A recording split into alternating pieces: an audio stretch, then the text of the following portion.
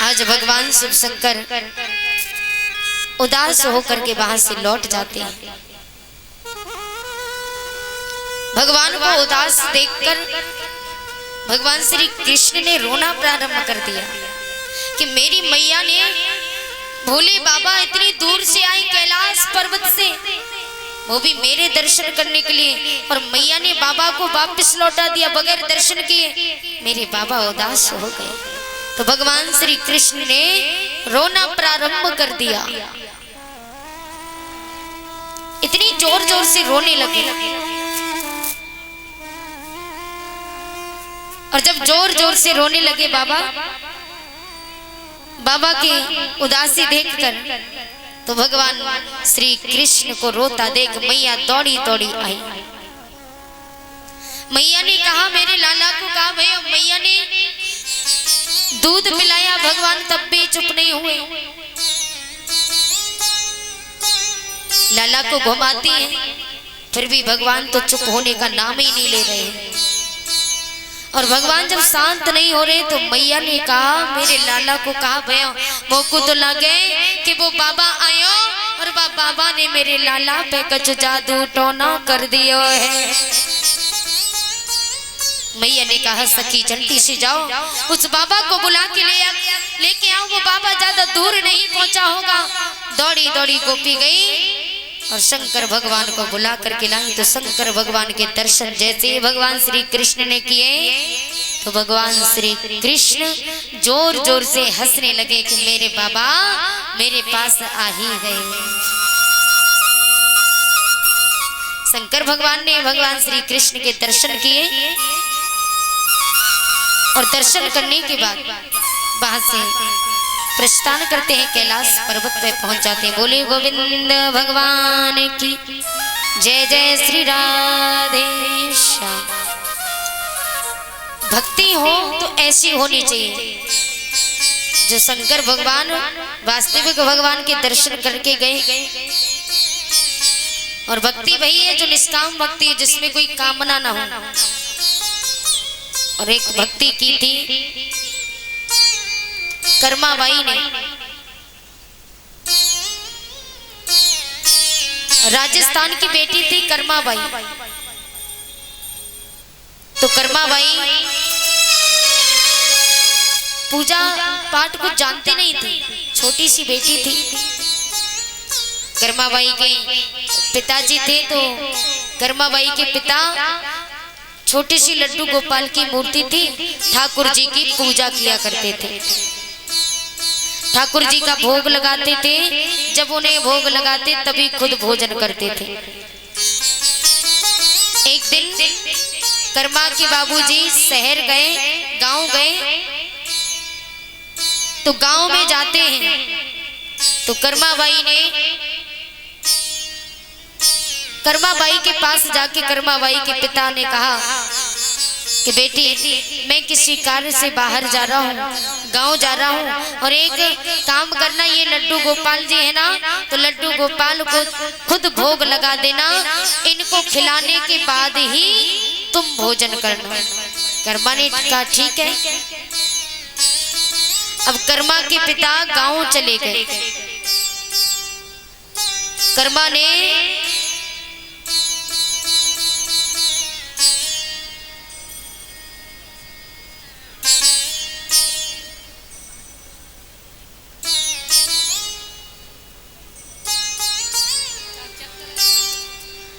इधर बढ़ जाओ, थोड़ी उधर जगह हो जाए।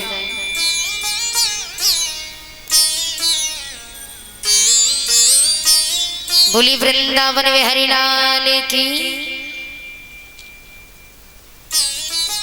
अब कर्माबाई ने भगवान की देखभाल करना प्रारंभ कर दिया। लड्डू गोपाल जी हैं, मिट्टी का घर बना हुआ है, मिट्टी के घर में थोड़ा सा जो अलमारी चिकी हुई थी, वहीं लड्डू गोपाल की मूर्ति रखी हुई थी। कर्मा के बाबूजी तो गांव चले गए, लेकिन कर्मा ने पहले दिन दाल रोटी बनाई, क्योंकि कर्मा के बाबूजी ने कहा था ना कि जब तक गोपाल को भोग न लगा दे तब तक खुद भोजन मत करना।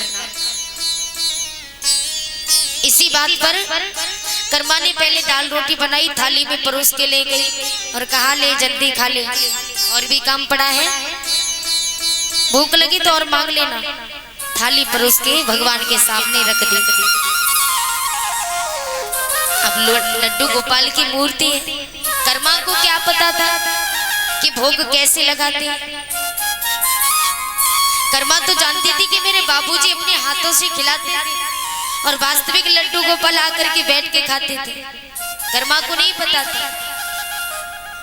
कर्मा ने थाली परोस के रख दी, जल्दी खा ले, और भी काम पड़ा है मेरे लिए, घर में अकेली हूँ। कर्मा को देखते देखते 1 घंटा हो गया, 2 घंटे हो गए, थाली परोसी रखी है। कर्मा ने कहा क्या बात है, खा क्यों नहीं रहा? नहीं पसंद है तो बोल दे, कुछ और बना के ले आऊं मैं।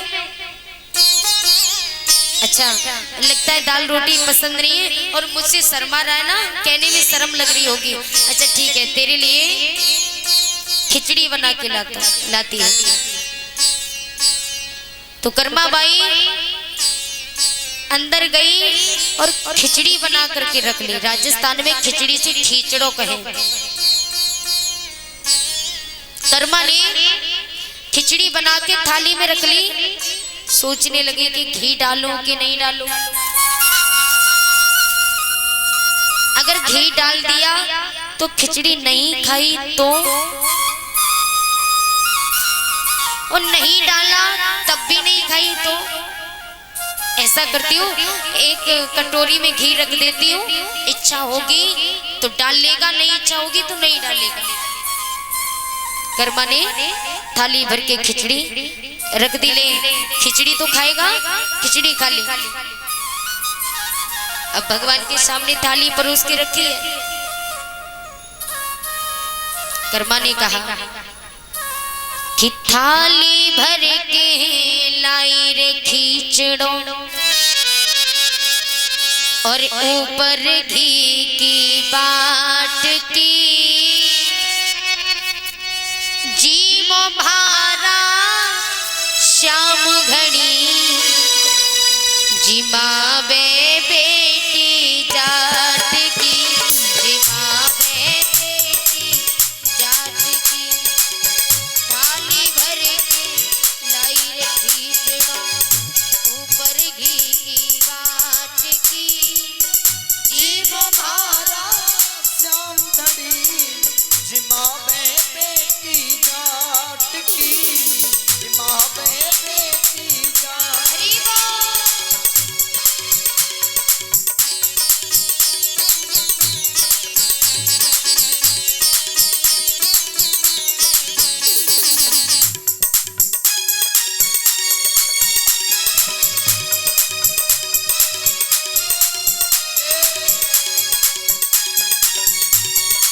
संड वाले भैया